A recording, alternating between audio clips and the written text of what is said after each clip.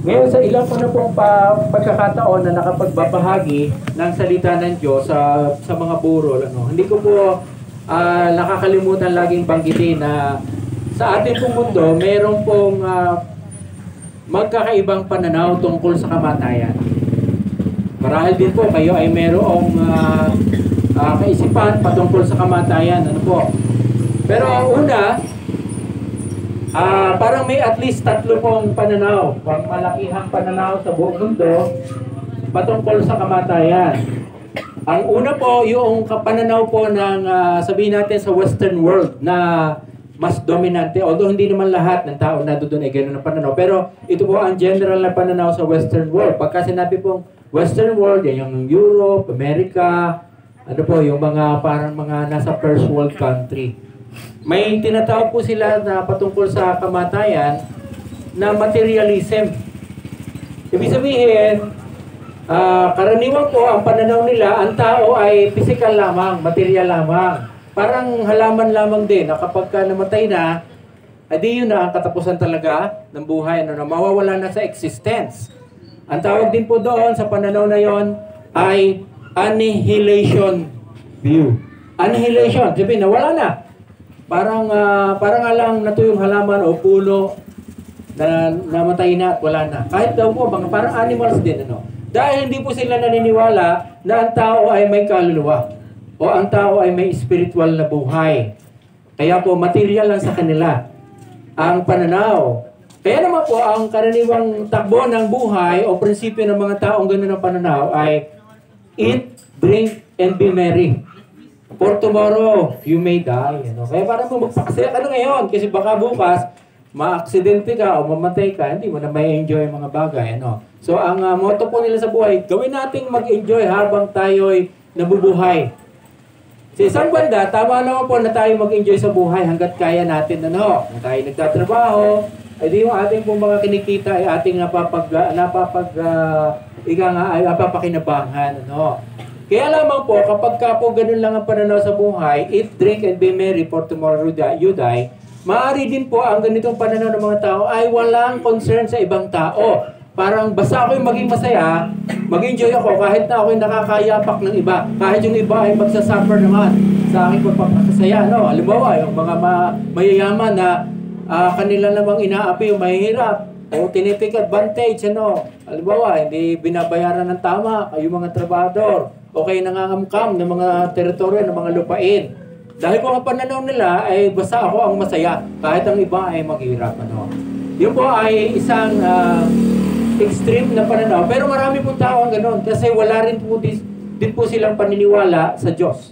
Para sa kanila, walang Diyos.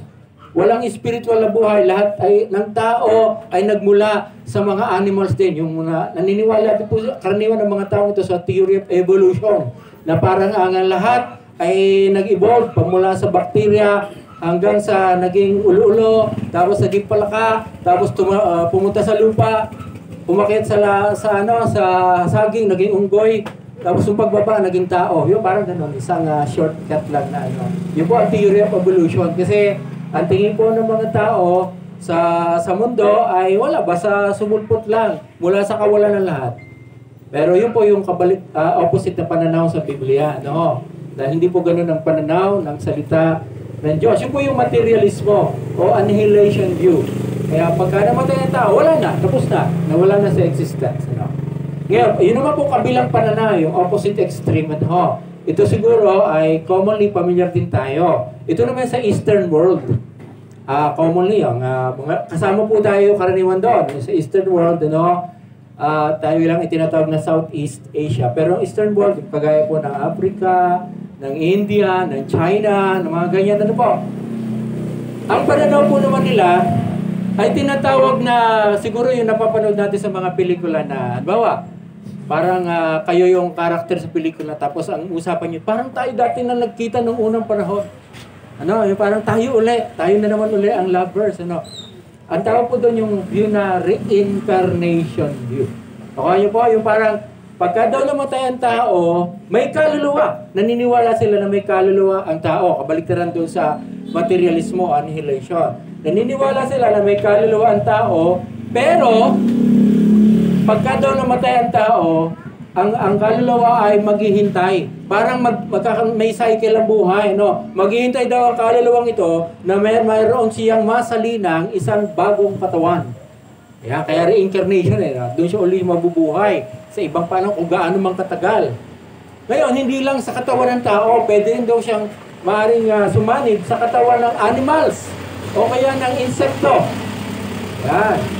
Kaya marahil, kung kayo ay pamilyar sa history ng, lalo na sa India, kapag po merong, halimbawa, baka na pumunta sa palengke, tapos bigla na lang ng mga gulay o ng mga prutas doon, hindi nila sinasaway.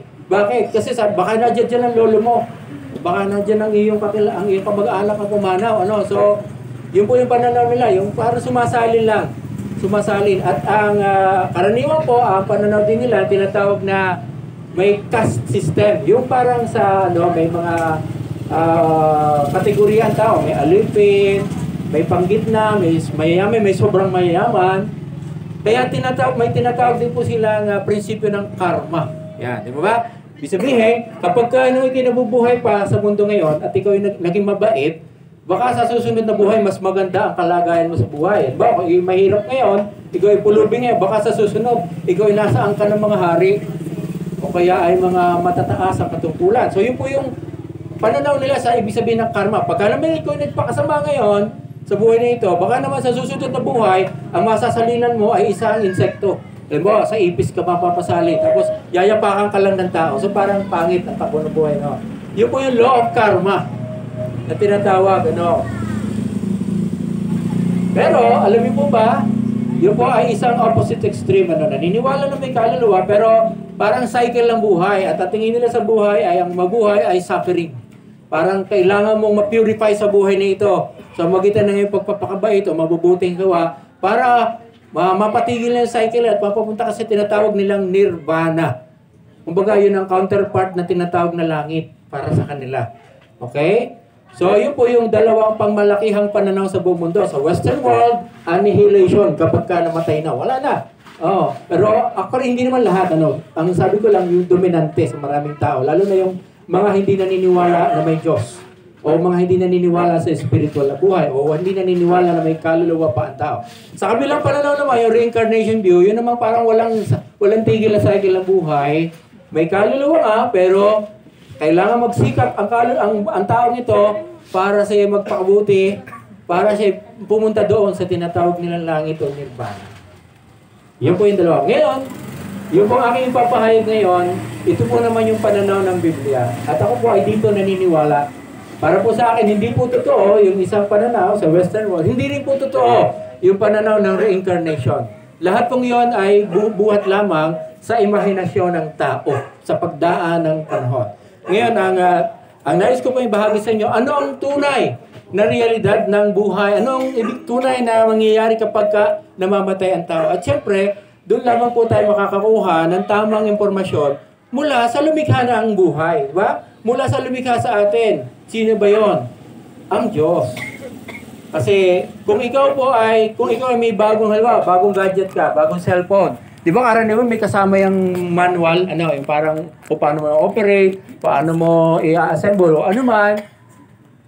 Kaya may kasama yan, dahil yun, kung sino nag-manufacture noon, sila magbibigay. Ngayon, para kung sa buhay naman natin, ang kailangan natin ay manual ng ating buhay. At ang nagbigay po ng manual, siyempre rin gumawa sa atin, nagbigay sa atin ng buhay, walang iba kundi ang Diyos. At ang manual pong yun ay ang Biblia. Dito po nakasulat ang mga bagay na patungkol sa Diyos at sa kanyang mga utos at sa kanyang mga instruction o mga aral sa ating buhay. Kaya nung ako po ay matuto na magbasa ng Biblia at maunawaan po ito, ay tuloy-tuloy na ang aking pagbabasa dahil alam ko po na ito ay parang love letter sa atin ng Diyos na kailangan nating basahin dahil ito ang magbibigay sa atin ng gabay sa buhay kahit po patungkol sa kamatayan.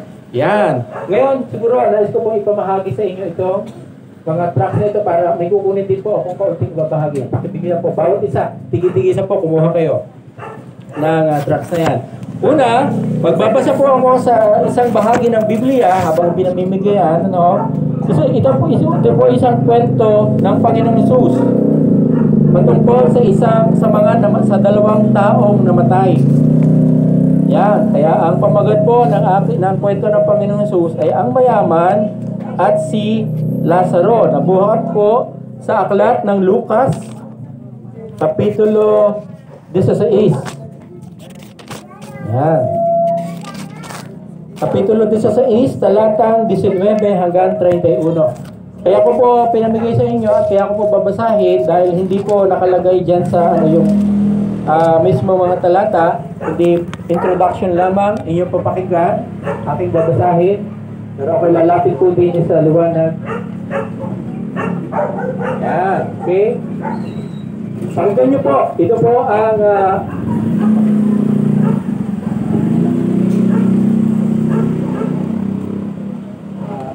baka po nakakot sa dala. Kailan po na nakababa? Nakababa na lang. Okay, pakinggan nyo po. Lucas 16, chapter 16, 19 to 31. Sabi po dito, inyo po nga gamitin ang inyong imahinasyon kung ano ang nangyayari. Ano? Sabi po dito ng Panginoong Hesus, mayroon ngang isang taong mayaman at siya ay nagdaramit ng kulay ube at maselang lino at sa araw-araw ay kumakain ng sagana. At isang pulubi na ang pangalay Lazaro, libos ng mga sugat, ay inilalagay sa kanyang pintuan, inilagay sa kanyang pintuan, kasi tumigil sa pintuan ng mayaman. At naghahangad na mapakain ng mga mumo na nangahuhulog mula sa dulang ng mayaman. Oo, at lumalapit pati ang mga aso at hinihimuran ang kanyang mga sugat. So ito po ang unang mga karakter sa sinasabi, may mayaman po na sabihin yung pamumuhay ay marangya, syempre masarap ang pagkain at magaganda ang kasuotan. Tapos meron din daw isang pulubi naman na ang pangalay Lazaro. Pansinin niyo po yung mayaman, walang pangalan, basta mayaman lang. Pero yung pulubi may pangalan, Lazaro. At si Lazaro daw po ay parang naghihintay na siya ay hatiran man lang o hatapunan ng papatak na mga tira-tira sa hapag ng mayaman. Ibig sabihin, parang hindi niya pinapansin, no? At siya daw po ay bat-bat na sugat at nilalapitan nga ng mga aso at dinidilaan yung mga sugat niya. At nangyari na namatay ang pulubi. At siya ay dinala ng mga anghel sa sinapupunan ni Abraham at namatay naman ang mayaman at inilibing. Ito po ang isa pang katotohanan na makikita natin. Una, sa mundo po ay ang mga tao karaniwan nahati sa kategorya ng sobrang yaman, ang iba, sabi naman sobrang hirap, ang iba naman nasa sa kalagitnaan lang, saan ho kaya kayo naroroon? Ngayon, bukod po doon sa may mga economic status po ang tao, pero ang parang sinasabi po dito, kahit ano po ang economic status ng tao, mahirap mamayaman, darating po ang sandali na bawat isa ay mamamatay. Yun po ang isang realidad sa buhay ng tao. Lahat po tayo ay haharap sa kamatayan. Isa pong bagay na hindi natin pwedeng iwasan. Dahil kung minsan lang tayo nabuhay, minsan tayong sinilang, minsan lang din po tayo mamamatay. Ngayon, may pagkakaiba po ng pinuntahan ang kanilang kaluluwa. Sabi po doon, dinala ng mga anghel si Lazaro sa sinapupunan o sa piling ni Abraham. Take note, kaluluwa na po yun. Kaya dinala ng anghel sa piling ni Abraham. Samantalang yung mayaman naman ay namatay din at inilibing. Siguro kaya sinabing namatay at inilibing yung mayaman kasi may pampalibing siya. O meron siyang lagayan dito. Baka si Lazaro hindi na binanggit. Baka kung saan na lang nilagay yung bangkay ni Lazaro. Pero di po ba, ngayon po sa ating mundo, pagandahan pa nga ng libingan, lalo na't may kaya, di po ba? Okay din naman, kasi para pagka nagre-reunion yung pamilya, pagka November, ay di meron sila mapapagtipunan. Okay po naman yun, walang problema. Kaya lamang, hindi po noon, nasasakop yung pinuntahan ng mayaman, kundi yung pinuntahan lamang ng kanyang bangkay. ang napalibing doon. Pero may pinuntahan din ang kanyang kaluluwa. Kaya take note po, ang Biblia po ay may pananaw na meron pong kaluluwa ang tao na umaalis, humihiwalay sa katawang panlupa. Ngayon, at siya'y sumigaw, yung pumayaman. Sumigaw po. Take note po, kaluluwa na po ito. At sinabi, Amang Abraham, maawa ka sa akin at suguin mo si Lazaro upang itubog niya sa tubig ang dulo ng kanyang daliri at palamigin ang aking dila sapagkat naghihirap ako sa alab na ito. Yan, tingnan po natin ngayon. Meron pong magkaibang pinuntahan. Ang kaluluwa ng mayaman at ang kaluluwa ng pulubi na si Lazaro. At ang mapapansin din po natin dito, kung kaluluwa na ito, ang kaluluwa pala ay nakakakita. Ang kaluluwa ay nakakapagsalita. Di ba? Kasi sumigaw siya eh. At ang kaluluwa ay nakakarinig at nakakadama. Kasi nadama niya yung init ng alab na sinasabi doon. Kaya po marahil pwede po natin isipin na, kaya po pala marahil ang isang bangkay, kahit sundot-sundutin mo na kahit kutsilyo, wala nang pakiramdam. Kasi yung mga senses niya, yung 5 senses niya, nadala ng kaluluwa sa pinuntahan ito. Kasi meron po pananaw, pandinig, pandama, at nakakapagsalita. Yun po ang isang katotohanan. Ano? Na yung mga senses natin ay daladala ng kaluluwa. At nakakakilala, take note, nakilala po niya si Abraham. Si Abraham po ay isang Old Testament character. Nakilala din niya si Lazaro. At para baga mas malakas doon ang pandama. Kasi malayo ito, makikita po natin na malayo, pero parang super yung kanyang paningin at pandinig. Ano? Yan, so titingnan po natin. Ngayon, ang kalagayan po ng mayaman na pinuntahan niya ay naghihirap siya. Sabi niya, sapagkat naghihirap ako sa alab na ito. Sabi, may apoy doon sa pinuntahan niya. Marahil na isip na natin, impyerno siguro pinuntahan, ano? Parang impyerno, pero hindi pa po ang impyerno ito na binabanggit ng Biblia, kundi ang tawag po ay Hades. Pagka sinabing Hades, yun po ay place of the dead. Yun po yung lugar o mundo ng mga patay. Hindi natin lang kung nasa saan yun, pero sinasabi po ng Biblia na meron, maaaring sabi ng iba, baka nasa sa ilalim ng lupa, sa malalim na malalim. Dahil, di ba, parang sabi, doon may mainit na bahagi, no? Pero wala po nakakatiyak. Pero alam po ng Panginoong Hesus na mayroong gano'n, ano?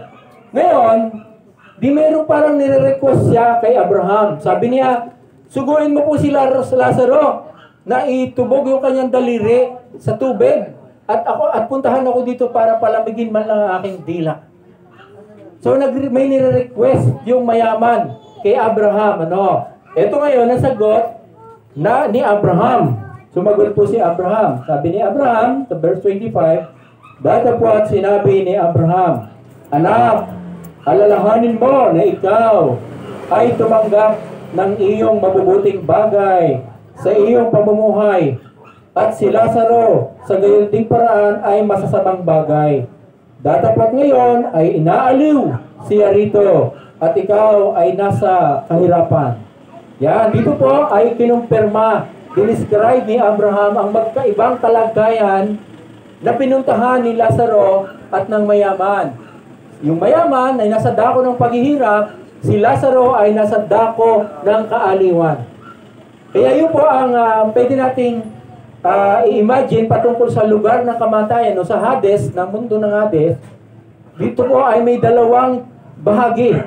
Lugar na kung saan ay kaaliwan, lugar na kung saan ay kahirapan na mararanasan. No? Ngayon, may kasunod pa pong sinabi si Abraham sa verse 26. At bukod sa lahat ng ito ay may isang malaking banging nakalagay sa pagitan namin at ninyo upang ang mga mag-ibig tumawid buhat dini hanggang sa inyo ay hindi maaari at gayon din naman walang makatawid mula diyan hanggang sa amin. Yan, take note po, kung naging observant kayo o naging narinig yung mabuti, na-imagine nyo, ang sinasabi po ni Abraham, hindi posible yung hinihiling mo. Kasi, bukod sa kalagayan mo at kalagayan sa Lazaro na inaalo siya, ikaw na nahihirapan, merong bangin sa pagitan natin. Naisip mo ba? Isang malaking bangin. Parang walang katapusan ng lalim. Na hindi raw pwedeng makalipat yung natin dito. Halimbawa, ito ang bangin sa pagitan natin. Kayo natin dyan, hindi pwedeng maglipatan. Kaya hindi pwede nire-request nung mayaman, Ngayon, ibig sabihin po pala, permanente na yung kalagayan nung pinuntahan ng mayaman at ni Lazaro. At mukhang may mga iba pang natudoon din sa lugar mayaman, kaya lang hindi niya nakikita, marahil malalayo ang pagitan nila. Kaya sobrang hirap na, malungkot pa. Kasi wala siyang nakikita kasama. Samantala si Lazaro, kasama niya si Abraham. Yung po ang kahila-hilakbot pa sa dakong iyon, na bukod sa nahihirapan ka na, wala ka pang kasama. Yung parang wala kang katabi. Okay lang sana kung may parang nagtitiis kayo pareho Pero kung ikaw lang, di ba? Yung po ang isa sa pinakamalungkot na pangyayari. Naranasan niyo na po ba na kayo mag-isa lang na matagal sa inyong bahay? Na wala kayong kausap? Di ba na? Sobrang lungkot na yun, Pero alam mo, kahit okay mag-isa kayo sa bahay, hindi ako nalulungkot. Dahil kasama ko ang Panginoon natin. Pero ito ay isang lugar ng kahirapan at lugar ng ika nga ay hindi na makakaalis. Ngayon, kung ito po ang pinupuntahan ng mga kaluluwa, take note, naisip ko lang po ibig sabihin po ay hindi na po mababago yung kalagayan. Kung napapunta sa dako ng kahirapan, puro hirap na ang mararanasan hanggang sa katapusan.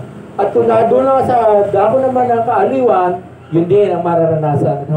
Hindi pa po ito ang impyerno, hindi pa po ito ang langit. Dahil sasabihin pa po sa Biblia, sa bandang pauli, na ang Hades o ang mundong ito, ihuhulog pa pagdating ang panahon sa impyerno.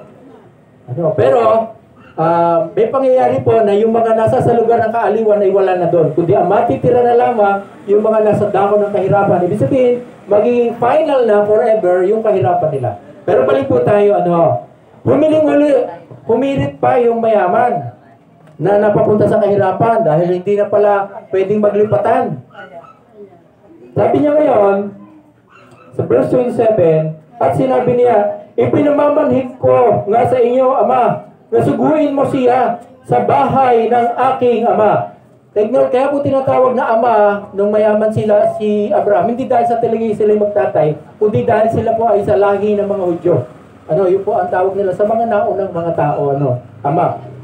Pero ang sinasabi po niya, suguin mo po si Lazaro pabalik sa lupa. Dahil sabi po doon, sa bahay ng aking ama, sapagkat ako'y may 5 kapatid na lalaki upang sa kanila ay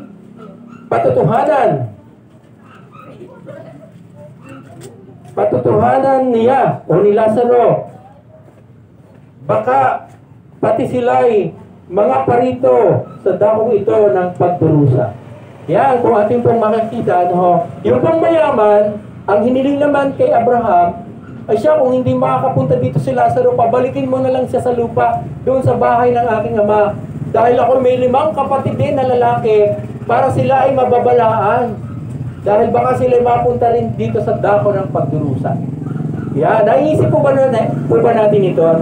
Karaniwan po, pagka tayo ay may mga namamatay na mga mahal sa buhay, di po ba tayo ay parang nagkakaroon ng malasakit sa kanila at ipinagdadasal sila nating mga Pilipino, di po ba? Parang sinasabi natin, baka hindi pa napadiretso sa langit yung aking lola o aking lolo, aking namatay na kamag-anak. Ipanalangin natin, ipagdasal natin.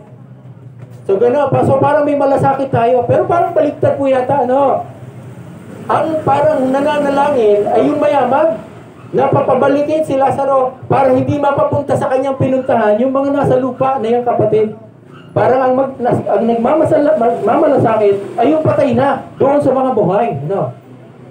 Kaya lamang, ang sabi po ni Abraham muli, so parang pinababalik si Lazaro sa lupa. Ngayon, ang sabi po ni Abraham muli, datapwat sinabi ni Abraham, nasa kanila si Moises at ang mga propeta. Bayaang sila'y pakinggan nila. Yun po ang sabi ni Abraham. Ang pakinggan nila yung sinulat ni Moises at ng mga propeta. Ano po yun? Yung Biblia. Ang kasulatan. Ngayon, sabi po nung mayaman muli, at sinabi niya, hindi abang Abraham, datapwat, ako ang isang mula sa mga patay ay makaparoon sa kanila, sila'y magsisisi. So, ang iniisip ng mayaman, baka pagka may nagpakitang patay na nabuhay muli, at magsasabi sa kanila, nabababalaan sila na magbago na, at di baka sila magsisisi. Pero ano po sagot ni Abraham? At sinabi niya sa kanya, kung di nila pinakikinggan si Moises at ang mga propeta, ay di rin mga hihikayat sila, kahit ang isa'y magbangon sa mga patay. Yun po ang sinabi ni Abraham. Ibig sabihin, wala rin saysay, at hindi na rin po pwedeng bumalik si Lazaro sa lupa. Take note po, may ilan lang po ako mga gustong bigyan ng diin doon sa aking binasaan ho. So pag-hiling po ng mayaman na pupunta sa kanya si Lazaro, hindi pwede dahil sa bangi. At ibig sabihin ko doon nga sa lugar mismo nila, hindi na pwedeng makaalis si Lazaro, yung pa kayo makabalik sa lupa. Ho. Ang punto po mga kakilala, kamag-anak, kaibigan, hindi na po bumabalik ang mga patay sa lupa. Kapag po sila ay namatay na, yung kaluluwa nila may pinuntahan na, either sa dako ng pagdurusa o dako ng kaaliwan. Wala na po sila dito sa ibabaw ng mundo. Yung po ang isang katotohanan na dapat po natin maunawaan. Kasi nagiging katatakutan po sa atin, di po ba? Na parang tayo nagtatakutan pa, nandiyan ang lolo mo. O, nandiyan ang nagbumulto. Hindi po totoo yun, mga kaibigan. Mula po sa salita ng Diyos, minsan lang po mamamatay ang tao. Sabi ng Biblia, pagkatapos pag-ukom, may pinuntahan na. Ibig sabihin, yung po mga sinasabing mga parang papakita, nagpaparamdam, nagmumulto, hindi po yun ang ating mga namatay na mga mahal sa buhay. Ngayon, sino po yung pastor? Yun po ay mga masasamang espiritu. Mga mapandayang espiritu, sila po ang pauli-uli dito sa mundo. Upang ang tao po ay dayain o ililangin na sinasabi para sila ay maniwala na ito yung mga kamag-anak. Hindi po totoo yun. Kasi kung totoo po yan, halimbawa, siguro ang dami ng kaso ang nasolve. Dahil sasabihin, kung sino pumatay sa kanya, okay, nasasaan ang kayamanan. Diba? Na para nakikipag-usap pa raw. Hindi po, mga mapandayang espiritu po yung mga nagpaparamdam. At pagka may mga tao na paniwala nila na sila yung mga kaluluwa ng tao, yun po, naalipin na ang isipan. Wala po dapat tayong katakutan, mga kaibigan. Ang mga patay po, ang mga kaluluwa ay mayroon ng kanilang pinuntahang mundo. Wala na silang kamalayan sa anumang nangyayari dito sa lupa. Ang daladala lang po nila yung memorya kung ano naranasan nila. Pero yung mga aktual na nangyayari sa mundong ito, wala na po silang nalalaman kahit ano. Yun po ang isang katotohanan. Kaya, dahil po doon, pagka po tayo napunta sa sementeryo, at para minsan kakausapin mo pa yung iyong pumanaw, di ba? Uy, bantayin mo naman ang iyong mga anak ha, para sila yung maka... Wala na hong ibang nakakarinig doon, baka makarinig po na yung masamang espiritu. At parang sila po ang gagawa ng hindi maganda mga pandaraya sa inyo. Huwag na po tayong makipag-usap sa patay. Tayo po ay makipag-usap sa Diyos. Siya lamang po ang makakarinig ng ating mga panalangin. Sino ba pong tao na namatay, ay wala na pong hindi po nila nalalaman kahit po yung mga tinuturing nating mga santo o mga patron. Ito po ang isang katotohanan, mga kaibigan. Kaya po sinasabi ng Biblia, huwag po tayong manalangin sa sino man maliban sa Diyos. Dahil ang panalangin po ay para lamang sa Diyos. Kapag po tayo nanalangin ng hindi sa Diyos, kundi sa tao lamang, ang tawag po doon ng Biblia ay idolatry. Kasi ang panalangin po ay isang form ng pagsamba. Kung tayo po ay may pinananalangin ng patron o sino mang tao na dating taong nabubuhay, tayo po ay nagkakasala sa Diyos.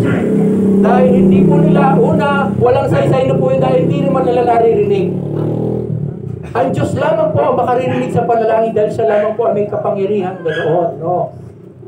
Wala pong makaririnig kahit po sino mga santo, kahit po si Maria, ay wala pong pandinig para sa mga panalangin ng mga tao at dahil hindi rin naman po dapat panalanginan ng sino mang tao. Ang sinasabi ko po ay dahil sa iyan po ang katotohanan mula sa Biblia. Nakasanayan po natin mga Pilipino yan dahil yan naipasa sa atin.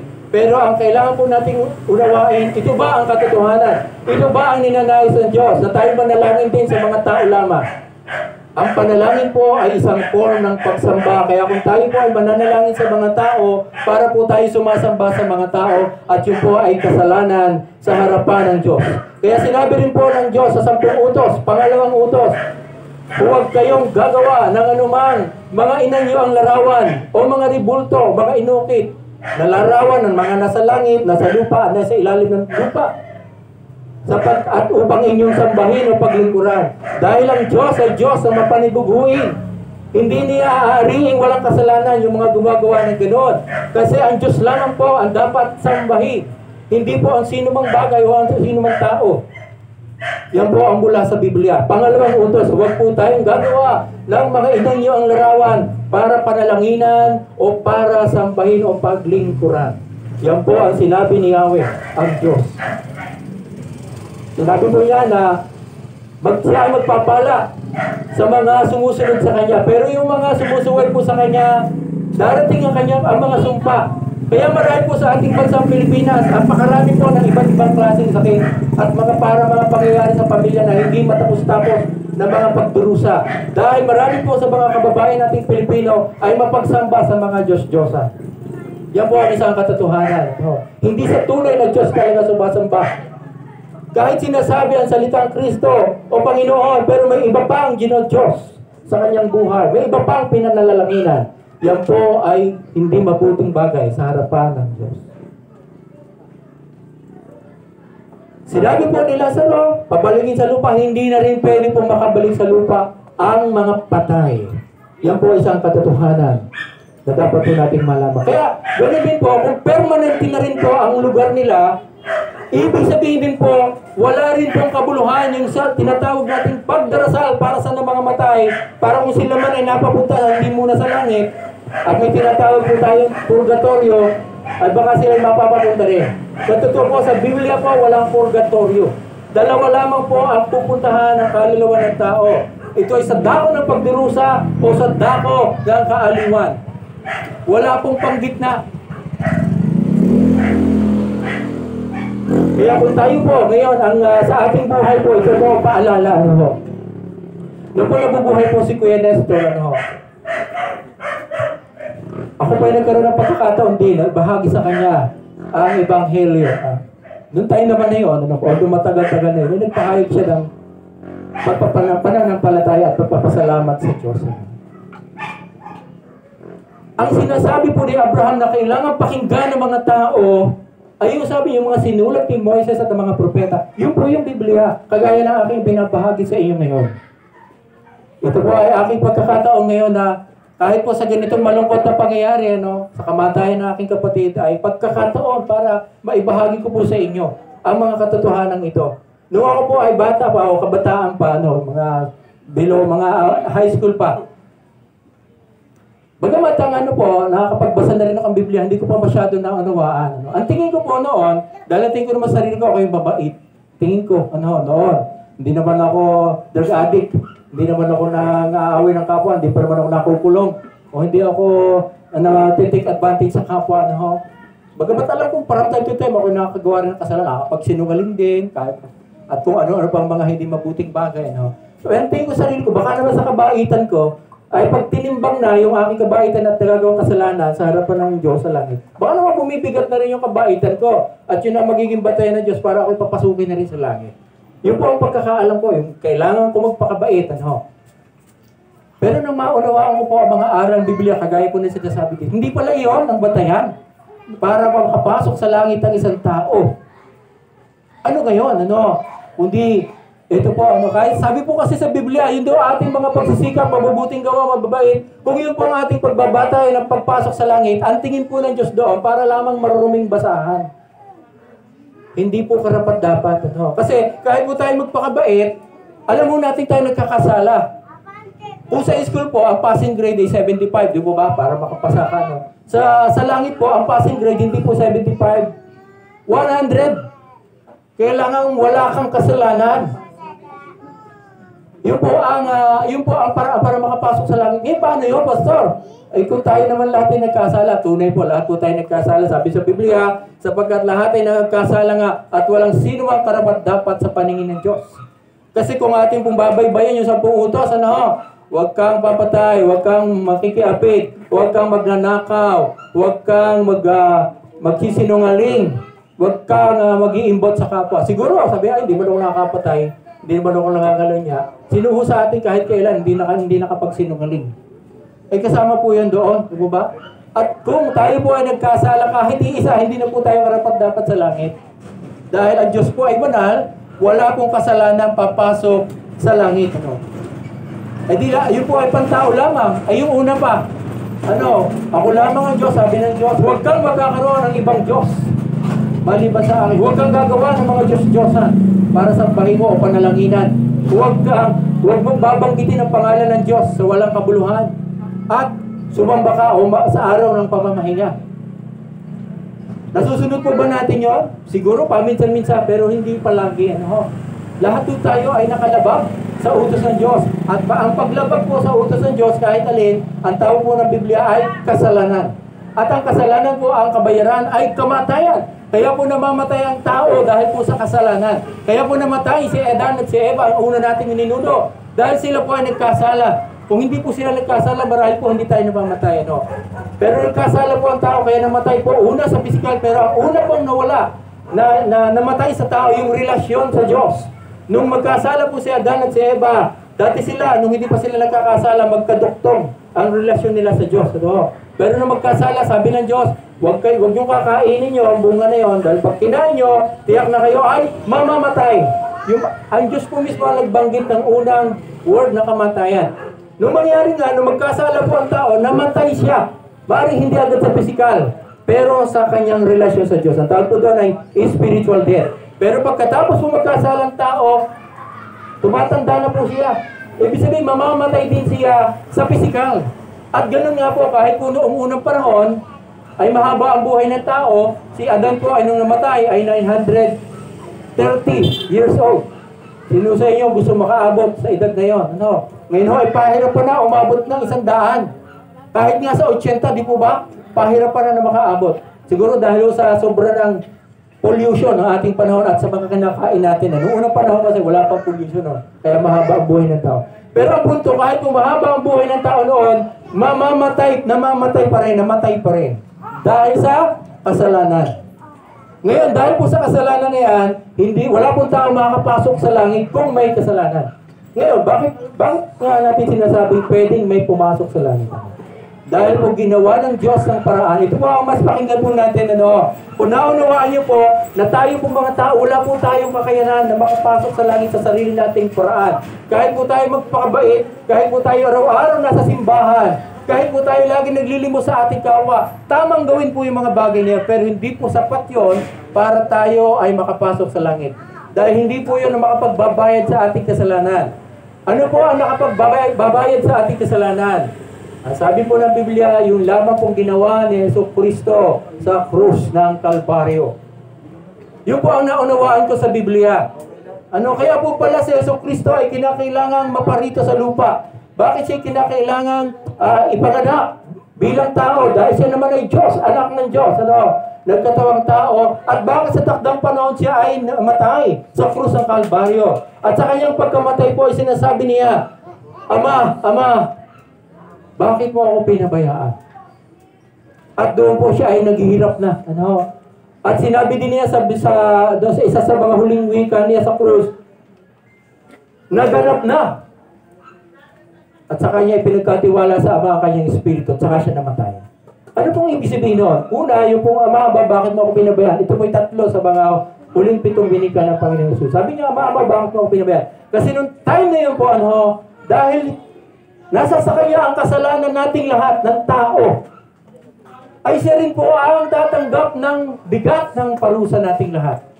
Sabihin, for the first time, samantala sa walang hanggang pasimula, kasama na siya ng Ama, nandun siya kagalakan sa walang hanggan. Pero ngayon, ang mararanasan niya ay ang puot ng Diyos Ama para sa ating mga kasalanan. Kaya po sinabi niya, Aba, Ama, bakit mo ako pinabayaan? Pero yung po kasi ay kanila ng kasunduan ng Ama. Para po tayo ay mapatawad sa ating mga kasalanan. Para tayo ay mailigtas. At hindi na tayo ang parusahan sa impyerno. Si Jesucristo po ang umako sa ating mga kasalanan. Naniniwala po ba kayo doon? Si Sinasabi po ni Juan Bautista, narito ang kordero ng Diyos na nag-aalis ng kasalanan ng sanlibutan. Si Jesus Cristo po ang parang naging kordero. Noong pong lumang tipan, kapag po nagkakasala mga Israelita, ang utos po ng Diyos kay Moses, para sila ay mapatawad ko, ay kailangan maghandog sila ng batang tupa o batang kambing, yung kordero o kaya ay bisiro, ano? At yun po ay papatayin in behalf na nagkasala. Halimbawa, kung ako yung Israelita nagkasala, ako pupunta sa santuario, sa templo, may dala-dala akong isang bisiro, either na tupa o kordero o kaya ay bisirong kambing, ano? Ang gagawin ko po, haharap ako dun sa priest, sa sacerdote. Dahil sa ako may nagawang kasalanan, paglabag sa kautusan, aking ipapatong ang aking kamay sa ulo nung tupa o nung kambing na parang isinasalin ko sa kanya ang aking kasalanan na gawa. At dahil doon, ang papatayin ay yung tupa, hindi ako. Siya ang uurakan ng liig at yung dugo niya ay sasahurin ng kaunti sa mangkok. Lalagyan ng aking tenga ng kaunti, saka yung altar ay doon ibubuhos. Yung po ay bilang paglilinis sa kasalanan ko sa pamamagitan ng kamatayan at dugo noong tupang humalili sa akin. Yun po ang practice noon sa lumang tipan. No? Paulit-ulit po yun. Kaya imagine nyo, araw-araw nagkakasala po mga Israelita. Napakaraming tupa at kambing ang pinapatay araw-araw.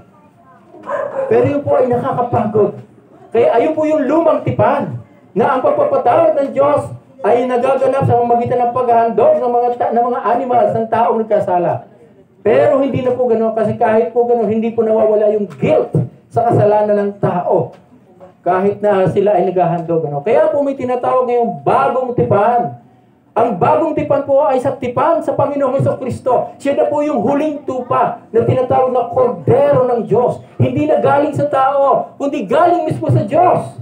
Kaya yung epekto po ng kanyang paghahandog ay kumpleto na. Pangwalang hanggan, tapos na, hindi na kailangang maghandog pa muli para sa kasalanan. Ang kailangan na lang po ng mga tao, kilalanin sa palatayana ng ginawa ni Jesucristo doon sa krus ng Kalbaryo, na yun ay sapat na para tayo ay makalapit sa Diyos.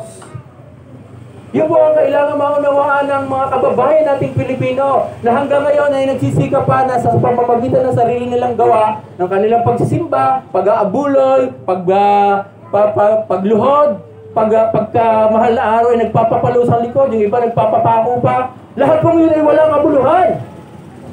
Wala pong kabuluhan yun para magpatawad ang kasalanan ng tao.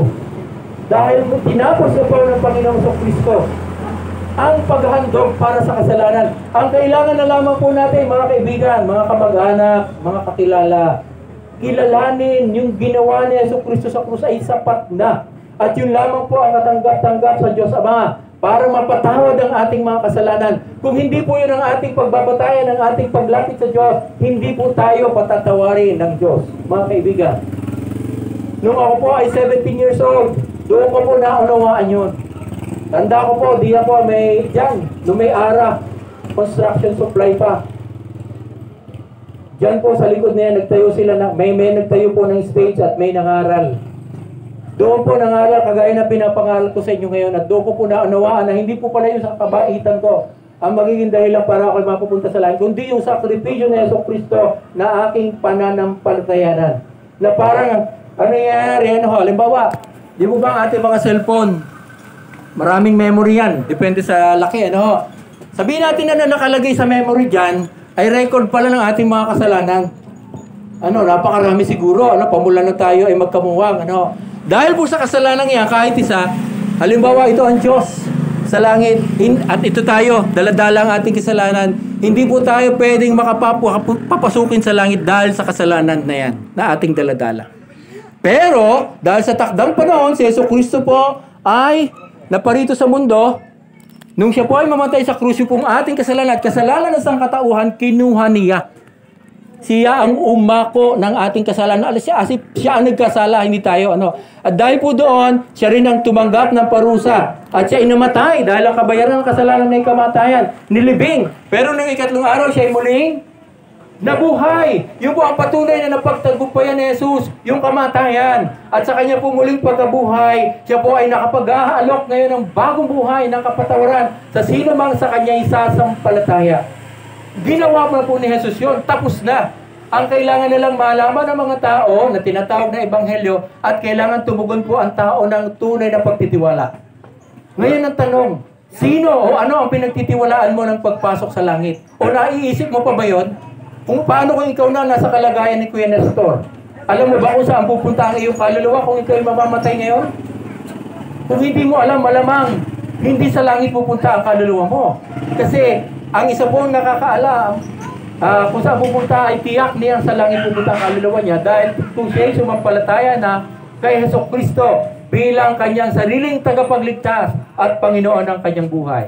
Paano po ako nagkaroon ng katiyakan na kung anytime dumating sa akin na kamatayan ako'y pupunta sa langit? Ito po yun Nung po ako'y nadudol nga po, nung panahon yun, I think 1989 po yun tatanda ko ba Ako po ay nang maunawaan ko yung mensahe ng pagliligtas na hindi yung kabaitan ko ang aking tagapagligtas, kundi yung ginawa ni Kristo at si Kristo mismo.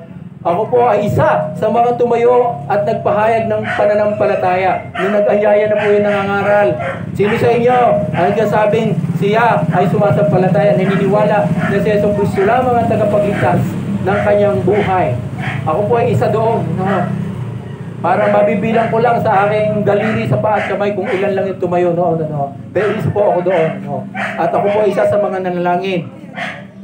At mula po noon, bagamat hindi ko po masyadong naunawa, pero dahil sa pagbabasa ko ng Biblia, naunawa ko pala na ako'y laligtas noong time na yun. Ako'y maglagay ng tiwala ko kay Kristo.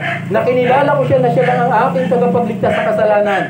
Na hindi ko kayang iligtas sa aking sarili at sapat na yung ginawa niya at siya'y namatay, nilibing at muling nabuhay. Yung po mga katotohanan ngayon, ang aking pinaniwalaan hanggang ngayon. At ako po'y nakatitiyak anytime dumating ang kamatayan, ako po'y pupunta sa piling ng Diyos. Makakasama ni Lazaro, makakasama ni Abraham na pumunta rin sa piling ng ating Diyos. Pero kayo po, kumusta po kayo? Halimbawa, lumindol kayo, kung ano man, at lahat tayo namatay. Alam niyo po ba kung saan kayo pupunta ang inyong kaluluwa? Kung hindi po, ang paraan po, kailangan yung sumampalataya ngayon kay Hesukristo. Dahil hindi po natin alam kung ano pa ang darating sa araw ng bukas. Anong kailangan sa palatayanan? Na siya lang po ang tanging tagapagligtas sa kasalanan. Na nagawa na niya yun. Siya'y namatay, nilibing, at muling nabuhay. Ngayon po ay nag-aalok siya ngayon sa mga tao. Parang kumakatok, sinasabi niya, ako ay nasa pintuan ng inyong puso. Kumakatok, kung marinig niyo naman ang aking tinig at magbukas ang pinto, ako ay papasok sa kanya at hahapong kasama niya. Ibig sabihin, nag-aanyaya po si Jesus. Napapasukin natin siya sa ating mga puso. Handa mo ba na papasukin sa puso mo si Jesucristo? Sa buhay mo? Handa mo ba na pagsisihan ang iyong mga kasalanan? Kasi yun lamang po ang paraan para matanggap natin yung pagliligtas ni Jesucristo. ABC lang po. Dito po ako magtatapos. Una, admit you are a sinner. Na tayo po ay nagkasala. Dahil sa kasalanan natin, hindi tayo makapasok sa langit. Pangalawa, believe Jesus Christ is the only Savior from your sin. Siya lamang makapagliligtas, hindi ang sarili. Dahil siya lamang po ang makapag-aalis ng ating kasalanan. Yun po ang dahilan. Kaya kahit tayo nagkasala, pero aalisin niya sa Kristo kapag tayo sumampalataya sa Kanya. Kaya parang tayo ay pasado. 100% tayo dahil katuwiran na Yesu Kristo naman ang ibibigay niya sa atin. Aalisin niya yung kasalanan. Kaya believe in Jesus Christ as your Savior and Lord. Kayo ba ay naniniwala na si Yesu Kristo ang tagapagligtas sa kasalanan? Kayo po nakakabatid niya at ang Panginoon.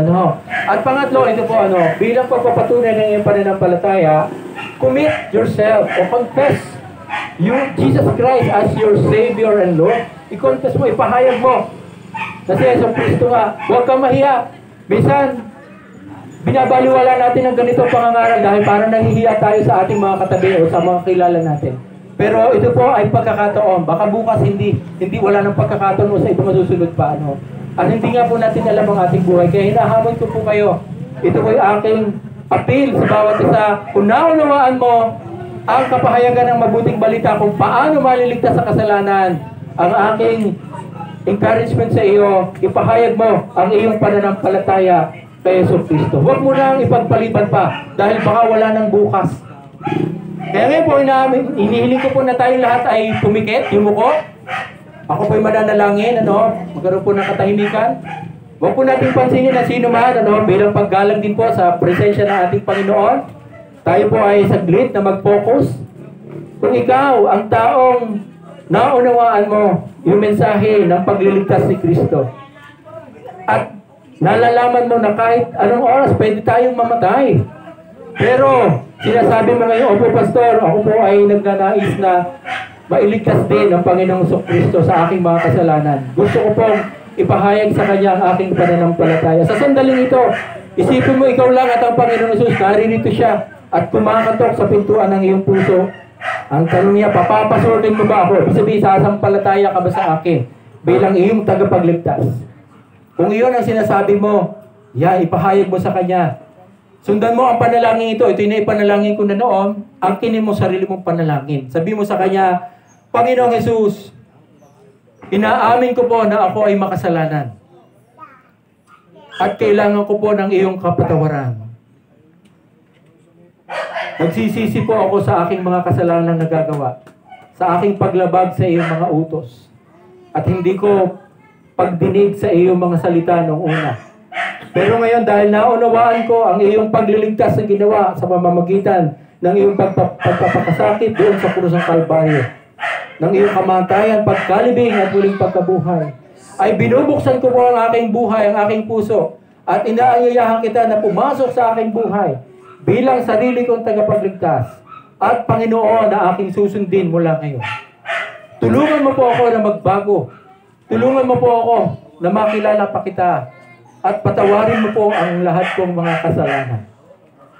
Salamat po sa iyong pagliligtas. Salamat po sa iyong pagmamahal sa akin. Amen. Ako na lamang po ang mananalangin.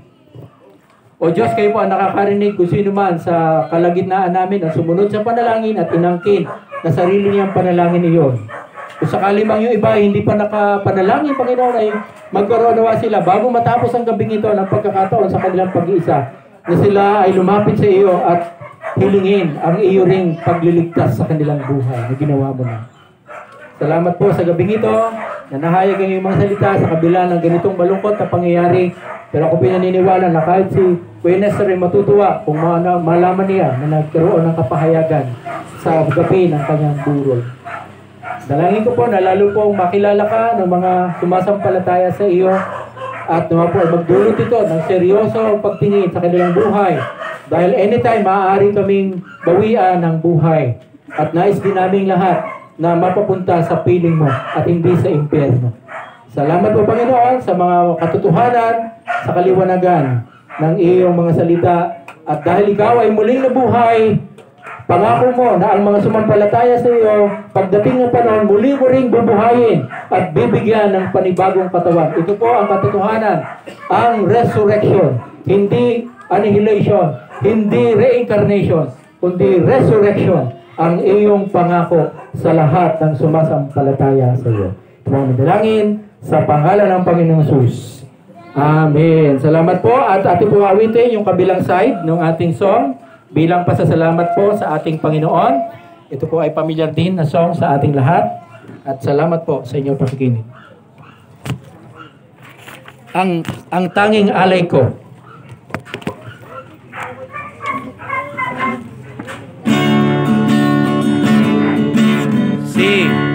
Salamat sa iyo,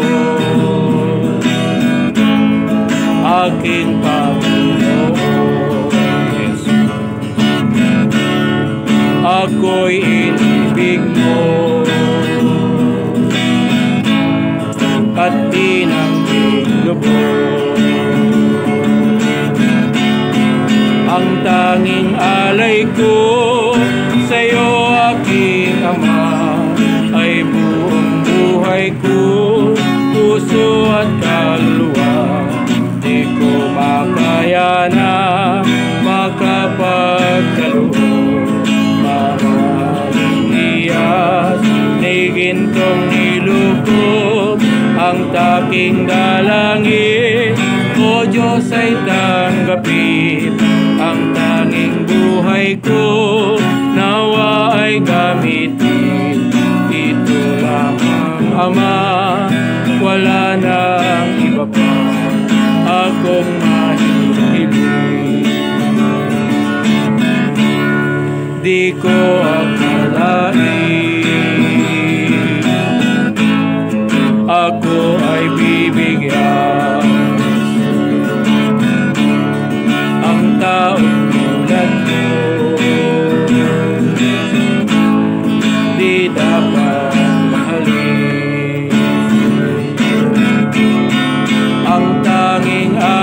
ko sa'yo, aking Ama, ay buong buhay ko, puso at kaluluwa. Di ko makaya na makapagkaloob, mamahaling Diyos, ni gintong ilugod ang taking dalangin.